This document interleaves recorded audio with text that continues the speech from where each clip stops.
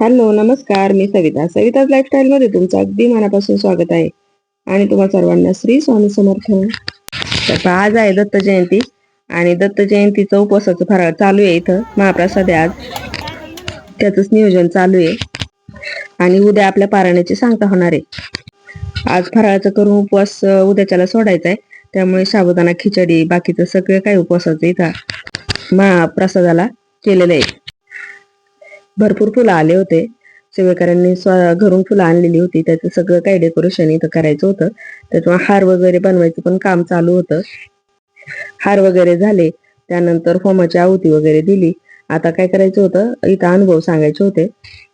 तर मी काय केलं, इथं अनुभव घेतलेत, म्हणजे 1-2 जणांचेच घेतलेत, कारण कसं व्हिडिओ खूप मोठा होईल म्हणून थोडेच घेतलेत अनुभव.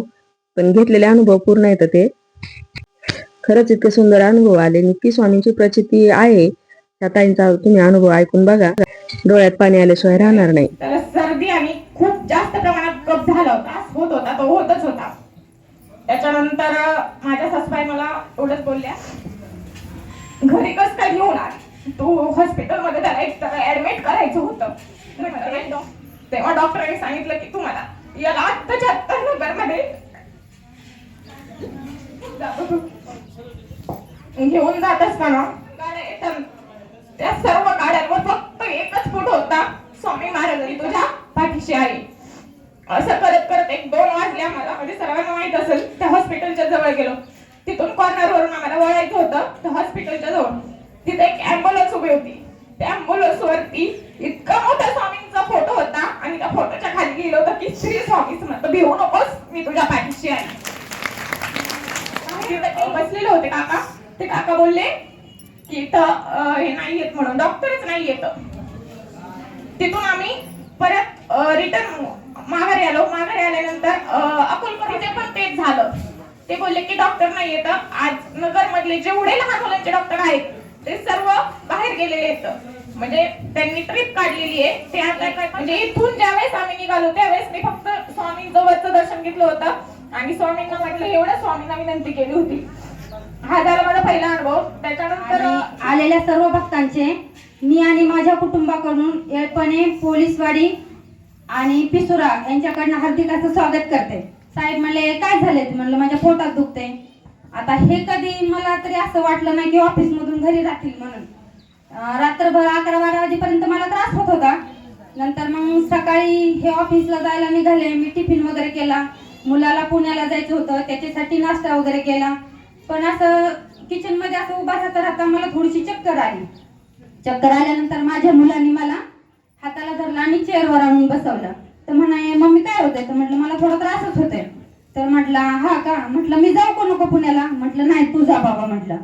आणि त्याच्यानंतर तो निघाला पुण्याला, तो गेला पुण्याला आणि साहेबांना ऑफिसला जायचं. तर साहेब मला काय म्हटले, आई हिला म्हणजे माझ्या सासूबाईंना बरं का, तर म्हटले की आई मी हिला ना हॉस्पिटलला घेऊन जातो. तर म्हणे ते सासूबाई म्हटल्या चालेल नाही बाबा.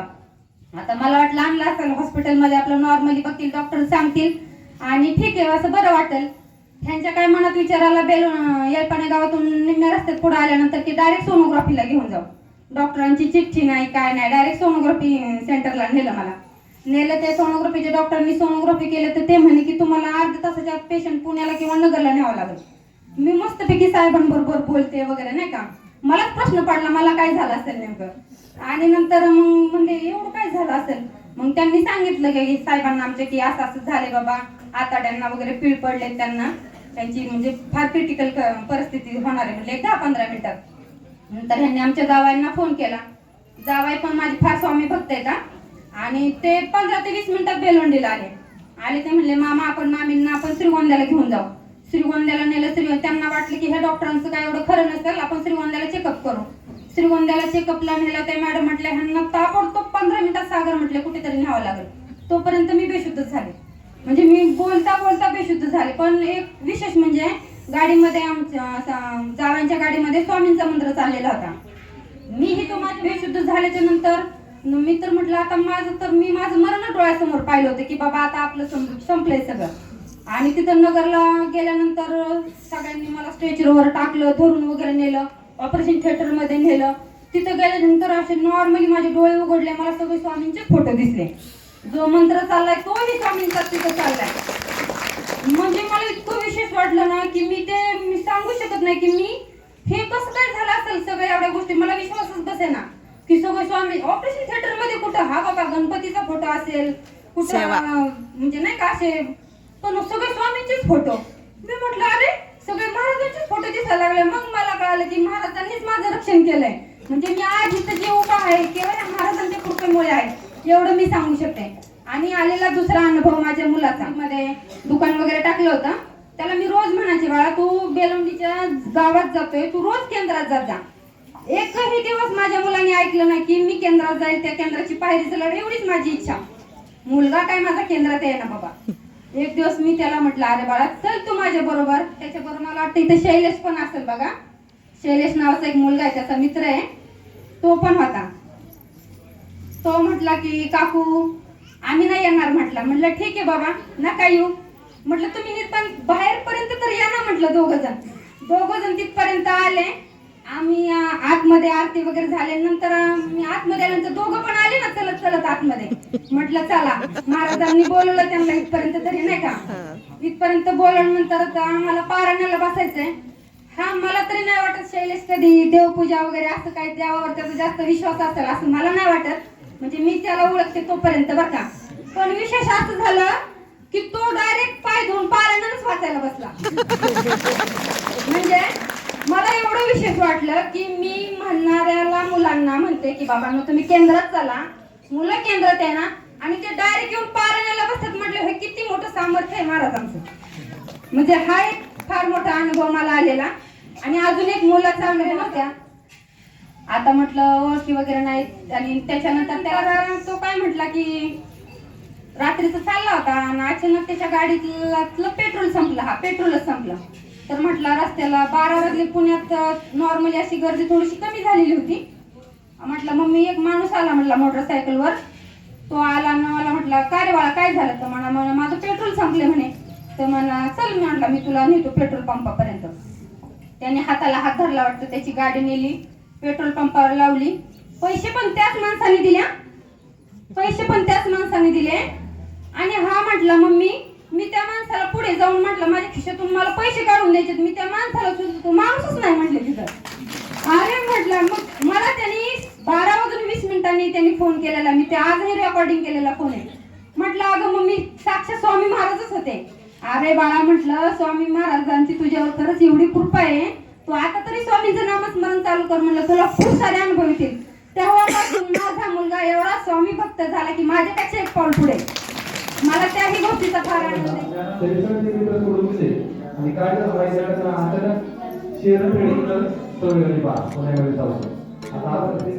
त्यांनी स्वतःच्या शेअर ट्रेडिंग केलं तेव्हा त्यांना खूप लॉस झाला. परंतु तरी महाराजांमध्ये होते तोपर्यंत प्रॉफिट होते. सप्तशती केला आणि 7 दिवसामध्ये त्यांना भरपूर प्रॉफिट झाला.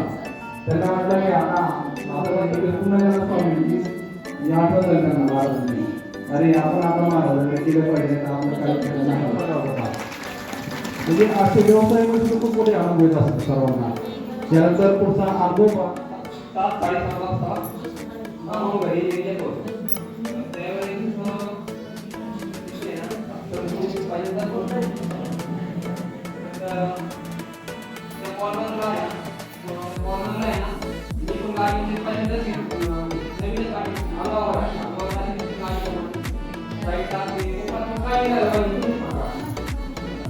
आई शब्द हे खूप महत्वाचं आहे. कारण गुरुमाऊलींनी पण सांगितलेलं आहे, स्वामींनी पण हमी दिलेली आहे की घरातला एक जरी सदस्य स्वामींची सेवा करत असेल ते नात्या 11 माळी तर स्वामी स्वतः त्या कुटुंबाचं संरक्षण करतात.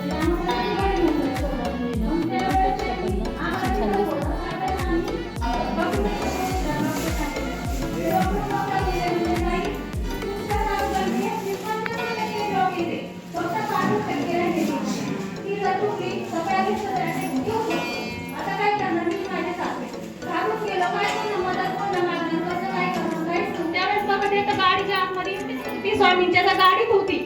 म्हणजे स्वतः स्वामीच मला तिथं म्हणजे कामाला घ्या. आज माझा काम स्लॅब लेवलला गेलेला आहे स्वामींच्या कृपेने. एवढंच बोलते.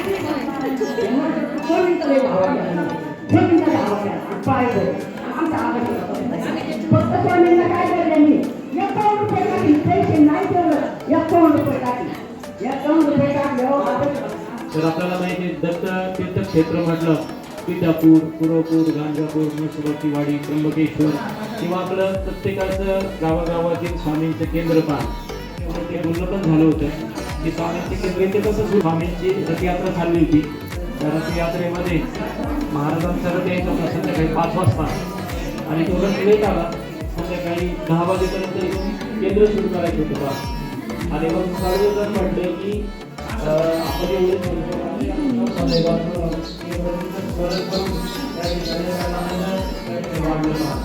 काय परिणाम झाला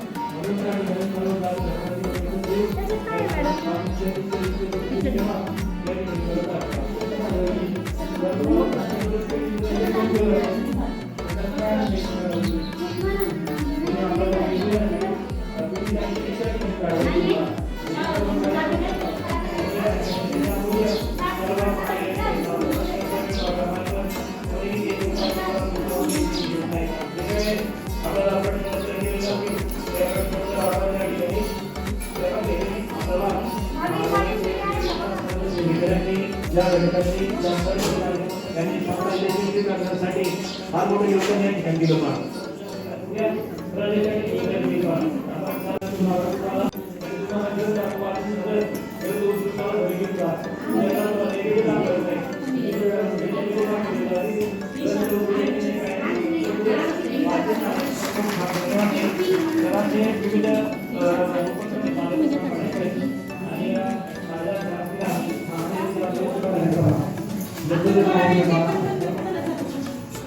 आपल्याला सर्वांना सूचना आहे पण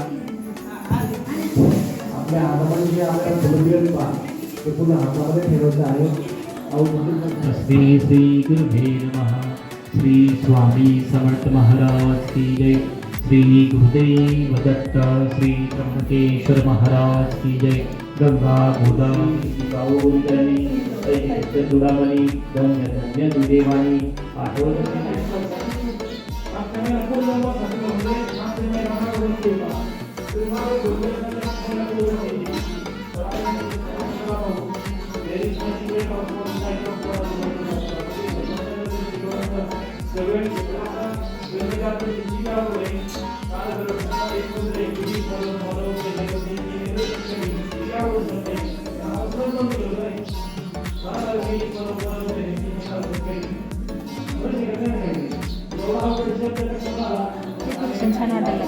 लय झाले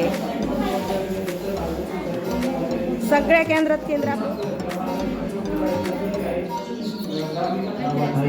आपो नारायण म्हणून पाही वेद बोलती याची कारणे उदक आपो नारायण आपण सर्वजण निघाले रजगुण प्रक्रियासी निर्मिले हिरण्यगर्भ नाम पावले एक कळ पुढे सृष्टी रचावयासी सप्त रुद्र पृथ्वी मानसी नामे सांगेन परीसी सात जन प्रकट झाले श्रेष्ठ सृष्टिकर्ता ब्रह्मदान सप्त ब्रह्मापुत्र मधिपत्री ऐसा ऐकून त्रैमूर्ती महाकृते कापती चला जाऊ पाहू कैसे सगळे अभ्यागत होनी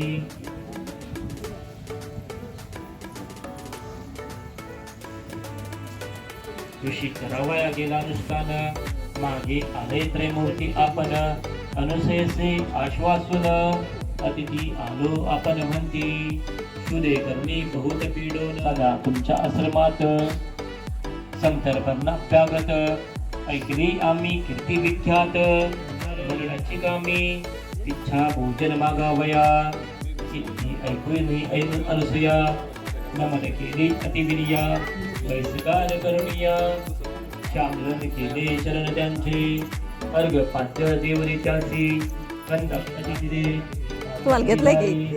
आणि आपण क्षिरी मानसी आणि कवसे नग्न होनी अम्मासी पतिव्रता शिरोमणी विचार करी निरोप केवी उलंगू माझे मन असे निर्मळ नेतयासी पूजन करा स्वचित्तेसी नग्न वाढीन म्हणत असे पाकस्थाना जाऊन आपण अवधूत चिंतन श्री गुरुदेव दत्त अवधूत गुणितन फुलं कोण राहू द्या थोडे फुलं आरतीसाठी ठेवा थोडे पुढे देऊन टाका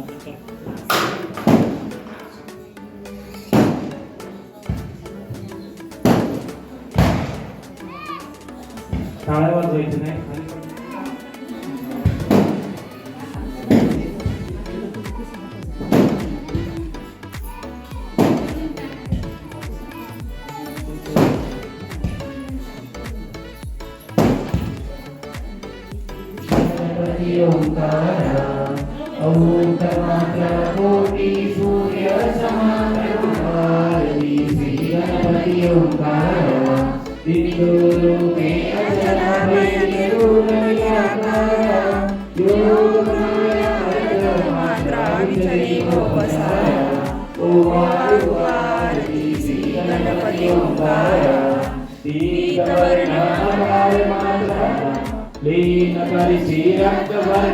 सकल जगमगा अनन्य शरणागती प्रसन्नवती प्रसन्नोती माता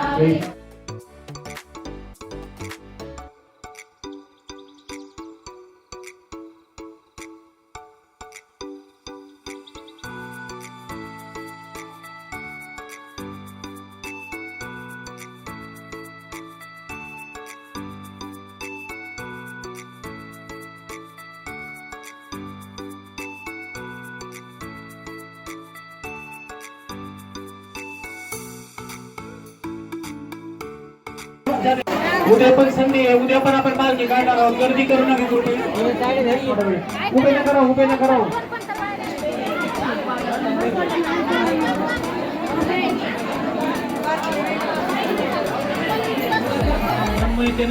ब्रह्मकर्म समाधीवन वैश्वानरभूता पांडे घातले अजून परत झाडाखाली बसले पाय नाही म्हणले चला इकडे हा ते तर लय डेंजर आहे हो वाडीच्या तिकडं ना तुम्हाला सांगते आम्ही काय बाय म्हणले सगळे वाचणारच बसले आधी खायला पुढं बसलं कोण वाचणार कोणीच नाही बसलं कोणीच नव्हतं सगळ्यांनी ऐकलं दादांचं सगळ्या वाढीतात वाचणार खाणाऱ्यांनी बसायचं का तुमच्या मग खायला आलेल्यांनी बसायचं फक्त खायला आलेल्यांनी बसायचं वाचणार मला सांगा एवढं पब्लिक आहे कुणी बसलं असतं समजा एखादी आता आपल्यासारखं बसलं असतं आपल्याला यायचं आता होतं तुम्ही सांगा तुम्हाला फोन जर लवकर आला असेल तुम्ही आधी बसून घेतला तर किंवा नाही मला फोन येत होता आम्हाला